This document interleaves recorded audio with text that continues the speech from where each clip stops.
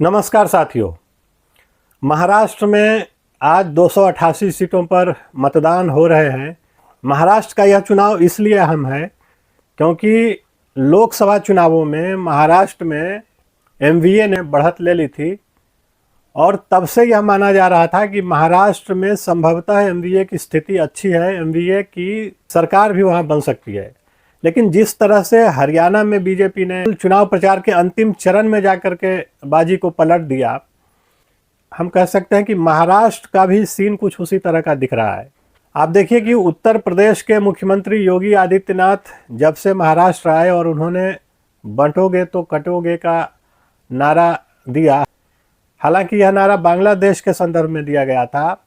जिस तरह से बांग्लादेश में हिंदुओं पर अत्याचार हो रहे थे, उनकी संपत्तियां लूटी जा रही थी और तमाम तरह की प्रताड़ना का शिकार उनको बनाया जा रहा था, उस संदर्भ में योगी ने यह बयान दिया था।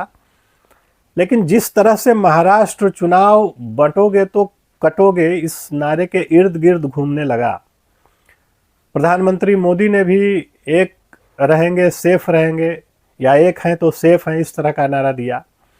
और जिस तरह की तीखी प्रतिक्रिया महाविकास आघाड़ी में इस नारे के प्रति आई, वह बताता है कि इस नारे ने बिल्कुल जमीन पर अपनी पकड़ मजबूत कर ली। और यही वजह है कि बीजेपी ने जिस तरह की रणनीति बनाई उसका अंग एमवीए ने अपने आप को बना लिया। और यही वजह है कि महाराष्ट्र में आज ध्रुवीकरण की स्थिति देखी जा रही है। हालांकि यह एक अंडर करेंट के रूप में है। एमवीए की बात अगर छोड़ भी दें तो मुस्लिम समाज ने इस नारे के विरोध में या इसकी प्रतिक्रिया में जिस तरह की बातें कही, जिस तरह से मौलाना, उलेमा और उलेमा काउंसिल ये सब खुल करके एमवीए के पक्ष में आ गए, उद्धव ठाकरे के पक्ष में आ गए, शरद पवार के पक्ष में आ गए, उसने कहें कि एक बहुसंख्यक जनमानस को, हिंदू जनमानस को बिल्कुल सचेत कर दिया, उसको सावधान कर दिया। और यही वजह है कि आज महाराष्ट्र में एक ध्रुवीकरण की स्थिति बन गई है और ध्रुवीकरण का एक अंडर करेंट देखा जा रहा है। और लोकसभा चुनाव और इस विधानसभा चुनाव के बीच का अंतर भी यही है कि जिस लोकसभा चुनाव में संविधान, आरक्षण या मुस्लिम समाज ने जिस तरह से एकजुट होकर पूरी प्रतिक्रिया में, और पहली बार ऐसा हुआ कि सिर्फ उस कैंडिडेट को वोट दिया गया जो बीजेपी को हरा रहा था, लेकिन ये सारी चीज़ें कारपेट के नीचे चल रही थी। ये चीज़ें बहुत हद तक बीजेपी को समझ में नहीं आई लोकसभा चुनाव में, चाहे वो उत्तर प्रदेश का मामला हो या महाराष्ट्र का मामला हो। जिस तरह से पर्चे बांटे जा रहे थे, महिलाओं को 8,500 रुपये देने की बात चल रही थी, ये चीज़ें चल रही थी ज़मीन पर, जिसको बीजेपी या आरएसएस समझ नहीं पाए। और उस समय आरएसएस का भी उतना समर्थन बीजेपी को नहीं था।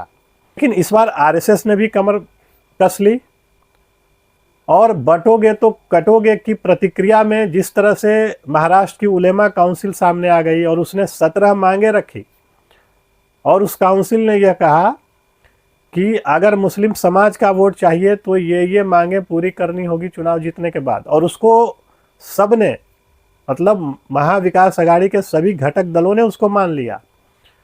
और मांगे किस तरह की है कि दंगे के जो आरोपी हैं और जेलों में बंद हैं उनको रिहा कर दिया जाए, वक्फ बोर्ड के विकास के लिए 1,000 करोड़ रुपए की सहायता दी जाए, आरएसएस को बैन कर दिया जाए।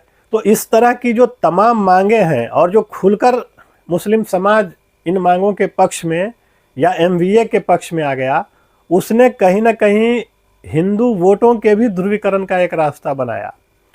और यही वजह है कि जो चुनाव कांटे की टक्कर का दिख रहा था वह कहीं ना कहीं एनडीए की तरफ झुकता हुआ दिख रहा है। उसकी सबसे बड़ी वजह यही है कि लोकसभा चुनाव में भी ध्रुवीकरण हुआ, लेकिन वह ध्रुवीकरण कारपेट के नीचे हुआ, वह ध्रुवीकरण दिख नहीं रहा था क्योंकि उलेमा काउंसिल या मौलाना या मुस्लिम समाज के प्रतिनिधि वोकल नहीं थे। वे बाहर आकर प्रेस कॉन्फ्रेंस करके इस तरह की बातें नहीं कर रहे थे।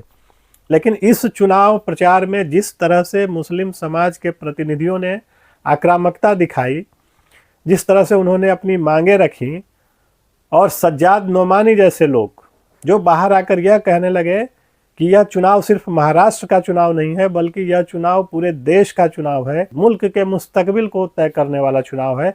और हमारा इरादा महाराष्ट्र में शासन में आना नहीं है, बल्कि हमारा इरादा मोदी को सत्ता से हटाना है, हमारा इरादा केंद्र सरकार को सत्ता से हटाना है।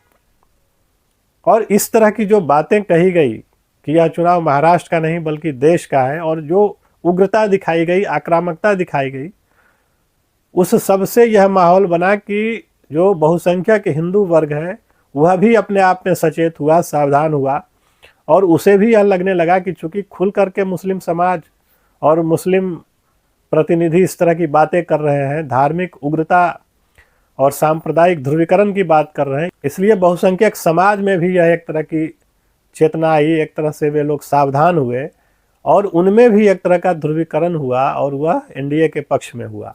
अब आप देख लें कि किस तरह से उद्धव ठाकरे, जिनके पिता बाला साहब ठाकरे एक समय में हिंदू हृदय सम्राट कहलाते थे, वे आज मुख्यतः मुसलमानों के नेता हो गए हैं। उद्धव ठाकरे जिस तरह की बातें कर रहे हैं, जिस तरह से उनको मुस्लिम वर्ग का समर्थन मिल रहा है, और यह कितना आश्चर्यजनक है कि एक समय में वह बाला साहब ठाकरे जो यह कहा करते थे कि हमें गर्व है कि हमने, हमारे कार्यकर्ताओं ने, हमारे स्वयंसेवकों ने बाबरी मस्जिद को ढहा दिया, उस बाला साहब ठाकरे के बेटे उद्धव ठाकरे आज मुसलमानों से यह पूछते हैं उनकी सभाओं में कि वे बताएं कि वे बाला साहब ठाकरे के असली वारिस हैं या नहीं। तो यह अपने आप में कितना विडंबनापूर्ण है, यह देखा जा सकता है।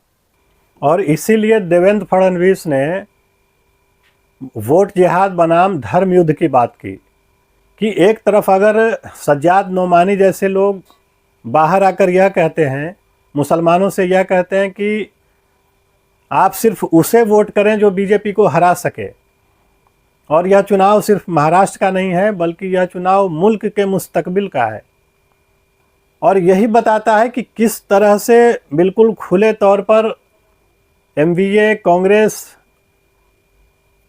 या जो एक खास समाज है वह किस तरह से बीजेपी को हराने के लिए ध्रुवीकरण की राजनीति कर रहा है। और आप देखिए कि कैसी विडंबना है कि एमवीए या कांग्रेस मुसलमानों से एकजुट रहने की बात कहते हैं, लेकिन दूसरी ओर हिंदुओं के वोटों में उनको बिखराव चाहिए, और इसीलिए जातीय जनगणना और तमाम तरह की जातीय विद्वेष की बातें की जाती हैं। मतलब एक समाज, एक संप्रदाय के लोग तो एकजुट हो जाएं, लेकिन दूसरे संप्रदाय के लोगों में विभाजन हो, दूसरे संप्रदाय के लोगों को जाति के आधार पर बांट दिया जाए। और यही बात कांग्रेस को या एमवीओ को समझनी चाहिए कि जब तक सज्जाद नोमानी जैसे लोग एक पक्ष से एकजुट होने की बात कहते रहेंगे, ध्रुवीकरण की बात कहते रहेंगे, तब तक दूसरे पक्ष को भी ध्रुवीकरण से रोका नहीं जा सकेगा। तब तक दूसरे पक्ष के लिए भी बंटोगे तो कटोगे या धर्मयुद्ध जैसे नारे लगाए जाते रहेंगे। क्योंकि मुस्लिम प्रतिनिधि खुल कर के सामने आ गए। अबू आजमी जैसे नेता यह कह रहे हैं कि अगर 8 विधायक भी उनके जीत गए तो फिर वे बताएंगे कि वे क्या कर सकते हैं। आप देखें कि अनुशक्ति नगर से स्वरा भास्कर के पति फहद अहमद चुनाव लड़ रहे हैं, और स्वरा भास्कर और फहद अहमद इन दोनों ने जाकर सज्जाद नोमानी से मुलाकात की और उन तस्वीरों को सोशल मीडिया पर पोस्ट किया। वे तस्वीरें वायरल हुई।